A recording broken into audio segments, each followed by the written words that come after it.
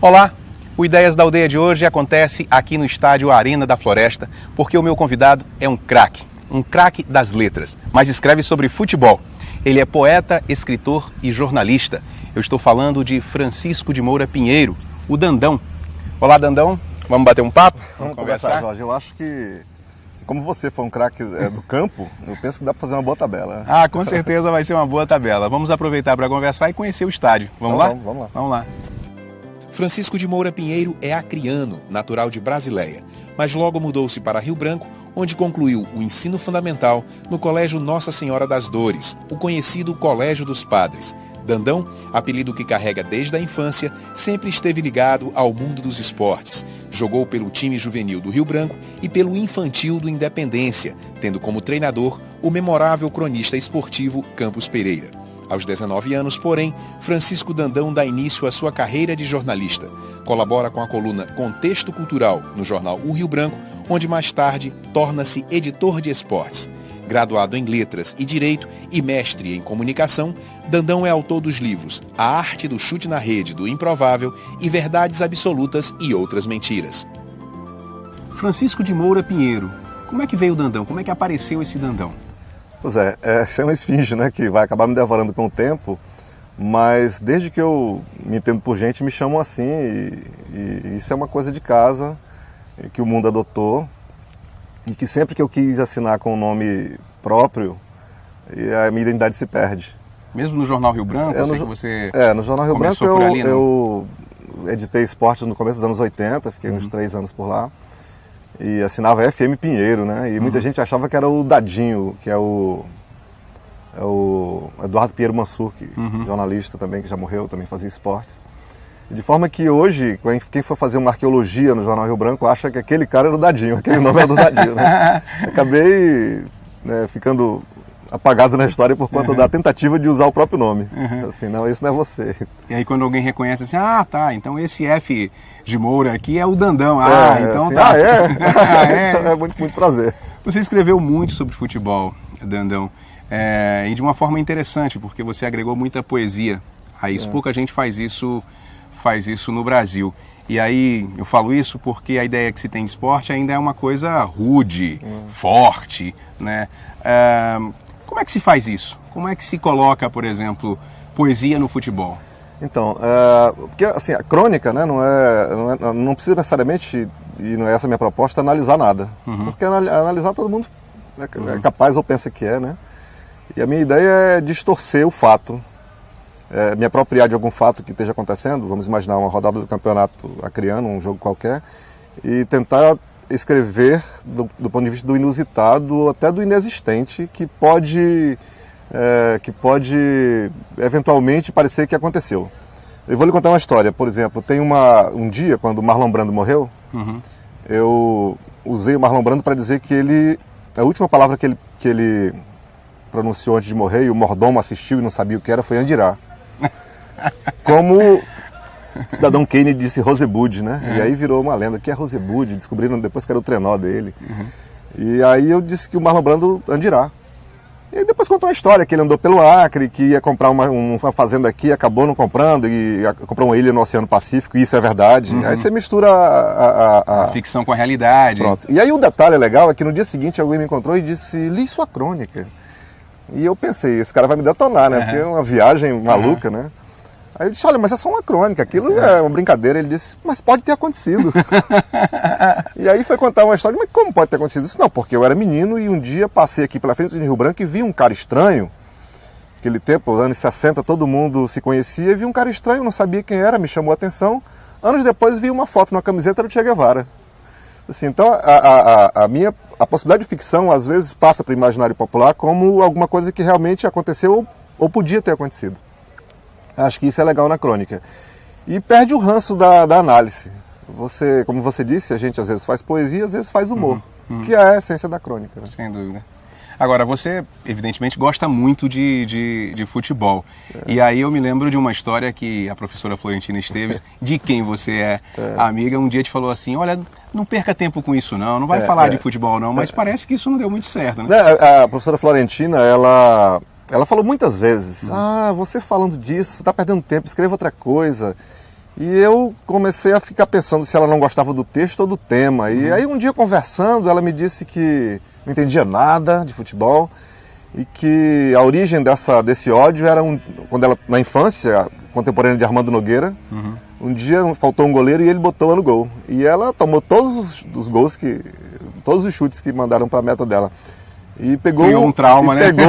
Pegou um carão do Armando Nogueira e desde ela odiou o futebol. No dia que eu fiz a crônica falando disso, ela passou diminuiu assim a aversão e parece que guardou essa, pelo menos. Nunca mais ela disse, nunca mais ela mandou... Mandou perder tempo, nunca mais mandou perder tempo. Vamos continuar nosso passeio pelo estádio? Então vamos lá. Vamos lá.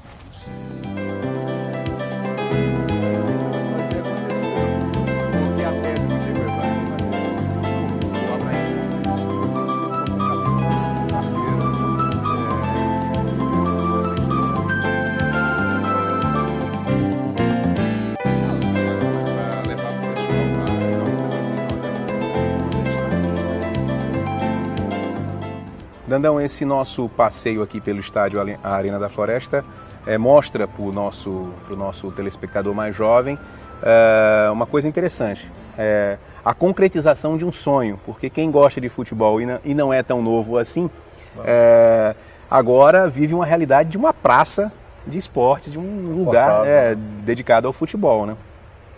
Então, o Acre era o único estado do país que não tinha uma praça de esportes digna, né? Ainda mais levando-se em conta que o futebol é profissional desde 1989.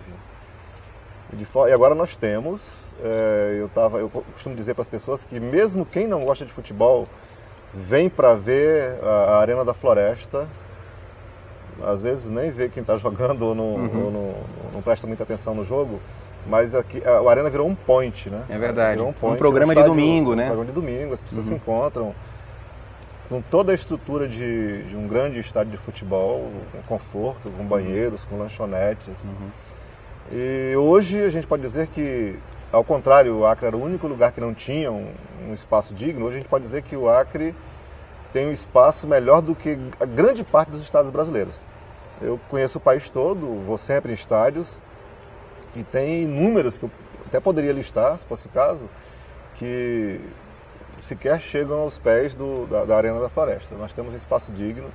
Assim, foi uma das obras maravilhosas do governo do estado.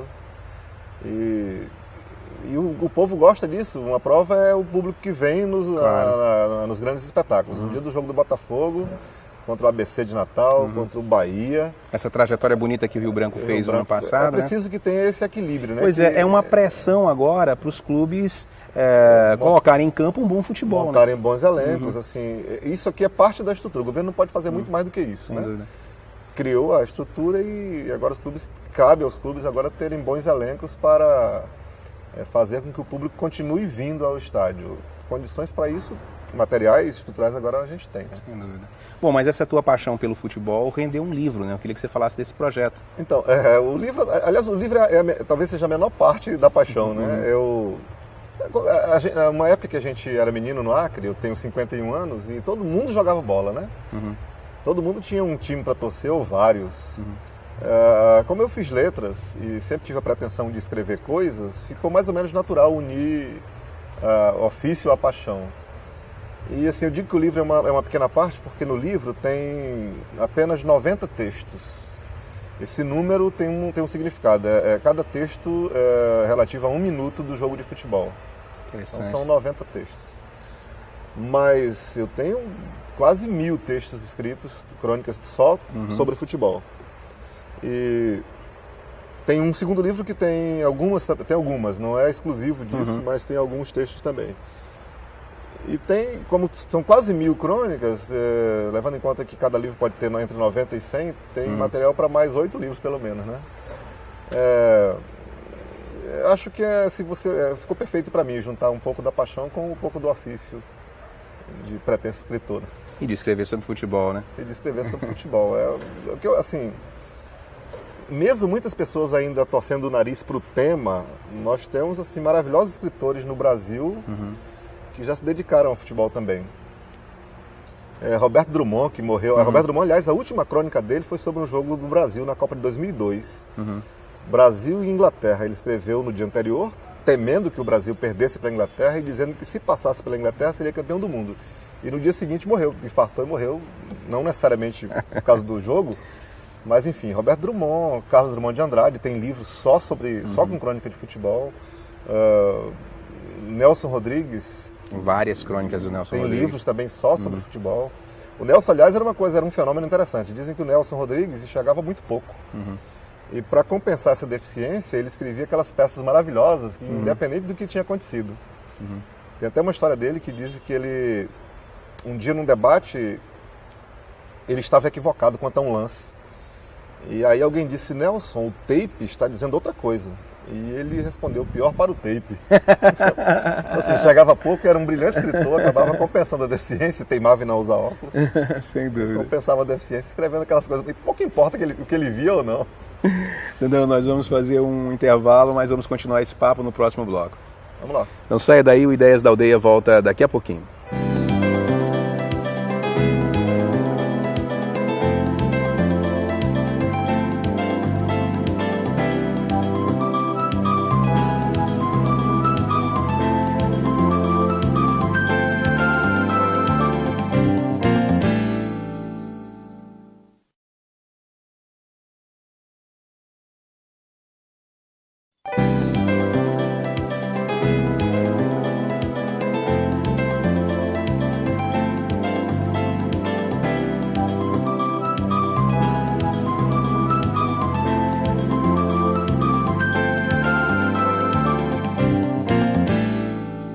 O Ideias da Aldeia está de volta e hoje eu estou conversando com o jornalista e escritor Francisco de Moura Pinheiro, o Dandão. O programa está sendo gravado aqui no estádio Arena da Floresta, em razão da sua paixão pelo futebol, né, Dandão?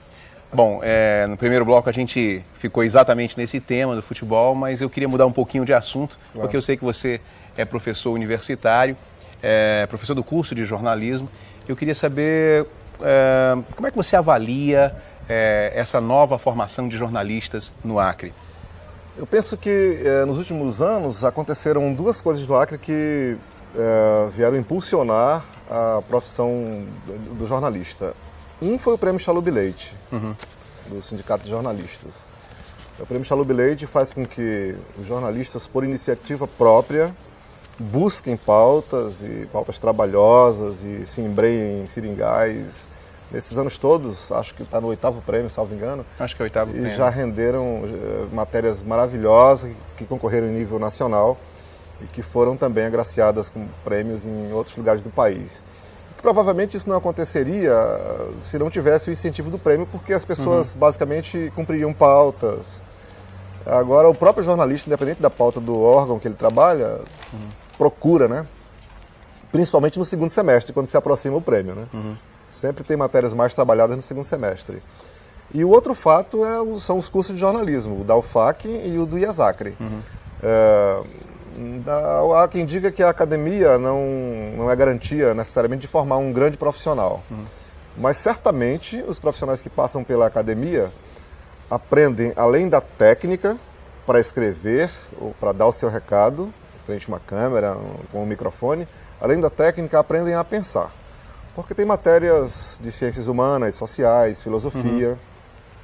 E para mim é tão importante que o profissional aprenda a técnica, que acho que a técnica nem é muito complicada, né? É tão importante quanto aprender a pensar o que está fazendo, que lugar é esse que está ocupando no mundo, está entendendo a sua prática. Fazer a crítica do seu próprio exercício. Acho que, em função da academia, nós temos hoje profissionais muito mais conscientes do lugar que ocupam no mundo, da missão social a que estão imbuídos e conscientes também de que da dimensão dos seus eventuais erros. Acho que não é possível mais um profissional de nível superior, exercendo uma profissão que exige um nível superior, sem esse nível superior. Acho que o tempo vai depurar de tal forma que, e nem vai demorar muito, que dificilmente nós teremos nas redações dentro de alguns anos alguém que não tenha essa formação. Pois é, você falou assim de um profissional consciente do seu lugar no mundo. A formação está buscando isso? Qual é o perfil desse profissional que nós estamos formando? Alguém que está pensando o seu lugar realmente? A proposta das faculdades é essa, né? Há estímulo da parte dos professores, das direções acadêmicas, para que esses profissionais saiam com esse perfil. Eu costumo dizer para meus alunos que tem umas fórmulas assim para fazer o texto jornalístico, né? Nós sabemos disso, você sabe. E assim, provavelmente em uma semana você consegue, se a criatura tiver um mínimo de trato com a língua portuguesa, você consegue passar as técnicas. A formulazinha, né? 3Q mais O mais P mais 3Q mais O mais P mais C. Quem, quando, o que, como, Sim, porquê, como. Claro, Enfim, a técnica americana do lead, do sublead. E você consegue dizer isso muito rapidamente e com algum exercício todo mundo é capaz de fazer isso. O problema é que se a pessoa não pensa no que está fazendo, não só como jornalista, mas em qualquer profissão, acaba sendo inocente útil, acaba sendo levado a tomar atitudes porque alguém diz que é melhor, que tem que ser daquele jeito, do outro jeito. Eu penso que os nossos alunos que já saíram e que ainda vão sair, têm todas as condições de ocupar esse lugar, pensando no que estão fazendo, por que estão fazendo, por que tem que ser daquela forma. Sutilezas como a mudança de uma palavra que determina o contexto, determina a compreensão da matéria. E eu costumo dizer como exemplo o seguinte: o fato é o mesmo, o jornalista pode ser honesto, mas se mudar uma palavra, muda todo o contexto, toda a compreensão. Se o movimento sem terra entra numa propriedade e o jornalista escreve que o movimento invadiu, está dizendo uma coisa. Se disser que o movimento ocupou, é outra completamente diferente. E essa sutileza, às vezes, você só percebe orientado por alguém. Eu penso que nossos alunos estão num bom caminho. Agora, jornalismo esportivo. Porque essa coisa da formação é algo bastante novo, né? Claro. aqui no Acre. Agora, há muito tempo se faz jornalismo aqui. Mas jornalismo esportivo, a gente já pode dizer, nós temos no Acre um jornalismo esportivo? Nós temos ainda de forma empírica, né? Nós temos ainda, a maioria dos profissionais que militam no jornalismo esportivo, com algumas exceções, ainda são profissionais que vêm fazendo por vontade, por paixão, por dedicação, ainda sem essa formação. Já temos algumas pessoas, lembro de cabeça aqui do Alberto Casas, difusora, do Raimundo Fernandes, Débora Taumaturgo, que já fez incursões pelo esporte, que foram nossos alunos e que já têm a formação. Paulo Henrique. Mas, assim, é claro que as pessoas que não têm a formação o fazem também com tanta paixão que você tem mais é que louvar. E algumas coisas também não se aprende na escola. Imagine se narrar futebol. Narrar futebol é muito paixão, muita emoção. Eu teria muita dificuldade de formar um Zezinho Melo, um Deise Leite. Mas certamente no futuro esses espaços todos serão ocupados por profissionais que passaram pela academia. Essa penso que é a consequência natural da faculdade, dos cursos superiores. Acho que no futuro esse lugar que hoje é ocupado por pessoas que não têm a formação específica deverá ser ocupado por pessoas com a formação específica e que, se apaixonadas como estas que não têm e com a formação, provavelmente serão profissionais muito competentes também. Falando em academia, você faz parte da Academia Acreana de Letras. Pronto. Queria saber um pouco dessa história. Você ocupa a cadeira que foi do Hélio Melo, né? 28. Você sabe tudo, né? Estou surpreso. Pesquisei. Tem um dossiê, né? Tem um dossiê. Mas olha só, chegar na academia é o reconhecimento dos seus pares. Imagino que seja, para mim, é a honraria máxima de um escritor. Porque escrever é um ato, é uma coisa muito solitária. Você, o papel, a máquina de escrever, a tela do computador, ou o texto, o manuscrito, é só você e aquilo. E o escritor sai da solidão quando alguém diz que viu. Então, você publica, no outro dia você não sabe que texto é aquele, como é que chegou no público, se alguém nem leu. Aí quando você encontra alguém que, eu li, estava legal, faz um comentário, você sai da solidão. Aí você, falando de academia, é como se você saísse dessa solidão 1 milhão de vezes, porque são os teus pares, as pessoas que também fazem a mesma coisa, que abrem as portas e dizem, vem pra cá que tu és um dos nossos. Penso que a academia é muito para isso, assim, honraria da qual todo escritor gostaria de fazer parte. E é difícil chegar lá porque só são 40 lugares. As academias sempre de letras são 40 lugares. O posto é vitalício e você só entra quando morre alguém. Nesse momento, aliás, tem 2 vagas, né? Do Dr. Conde e do pai do Reginaldo Castella. Barroso. Do seu Barroso. E certamente nos próximos dias vai ter uma eleição para preencher as 2 vagas. E são 40, no momento que só vaga se o sujeito morrer. Não tem, ele entrou, não sai mais. Dandão, para fechar nossa conversa, e livro? Você está preparando alguma coisa nova? Eu tenho um trabalho, e estou em busca de editora, deixei esses dias atrás na editora Valerla de Manaus, de crônicas. São 52 textos, que é o número de anos que eu completo em 2008. E aí o número, para mim, tem sempre uma cabala, né? Sempre significa alguma coisa, não é aleatório. E 25 são o que eu chamo de politemáticas, temática aberta, geral, e 25 sobre futebol, né? Para não fugir à regra. E costumo dizer para os meus amigos que, independente da qualidade, assim, tem 2 coisas que certamente irão valorizar a obra, que é o prefácio do Pedro Vicente, professor Pedro Vicente, doutor em comunicação da Academia Norte-Rio-Grandense de Letras. Foi professor da UFAC durante muito tempo. Professor da UFAC muito tempo, sociólogo, intelectual da mais alta qualidade. E pós-fácil do presidente do Conselho Estadual de Cultura do Acre, do Dalmir Ferreira, meus amigos pessoais que gentilmente cederam os seus textos e as suas ideias para me acompanhar. Eu sempre faço isso, né? Se na possibilidade desses textos não serem bem recebidos, bota 2 luminares assim junto e vai nós 3. Então os caras estão assinando lá, dizendo, olha, esse livro é o maior do mundo, esse cara compre, leia, porque... E aí provavelmente eles não... fico imaginando que eles não diriam isso se fosse comprometer o currículo de cada um deles, né? Mesmo não sendo o maior do mundo, mas deve ter alguma qualidade, porque eles estão assinando mensagens muito carinhosas. E provavelmente sai antes do fim do ano. A gente nunca sabe, porque depende da editora aceitar, essa não aceita, você procura outra, aí de um tempo para passar pelo processo industrial. Se passar para o ano que vem, eu ponho mais um texto. Esse é um processo doloroso ainda aqui para o escritor acriano, né? Não é no escritor acriano, é para o escritor brasileiro de um modo geral. Você está me falando do 2º ou 3º livro já. É o terceiro. O 3º livro. O terceiro, fora participação em vários outros, fora um que foi feito artesanalmente no começo dos anos 80, de poesias e contos, que eu nem estou contando, e fora um feito pela Fundação Garibaldi Brasil, pelo Jorge Nazaré, saudoso Jorge Nazaré, produtor cultural, que foram 2 ensaios que ele pegou e fez uma brochura. Bom, você já escreveu vários livros, mas o processo de produção para o escritor acriano, na verdade não só para o escritor acriano, mas para o escritor brasileiro de um modo geral, ainda é muito difícil, né? Isso dificulta muito, atrapalha muito? Atrapalha principalmente quem está começando, né? Mas mesmo escritores que têm várias obras publicadas, sempre que vem a próxima, se ele não tem muita visibilidade nacionalmente, é sempre como se fosse a primeira. Vai ter que correr atrás de novo de patrocínio, ou no mínimo de uma editora que compreenda que o livro dele vale a pena ser publicado. É um livro... Tudo corre em volta de dinheiro, né? A editora não vai apostar em alguém para ter prejuízo. Então, naturalmente, se você já tem alguns publicados, você chega com esse cacife, né? Mas ainda assim vai passar por um processo de seleção dentro da editora.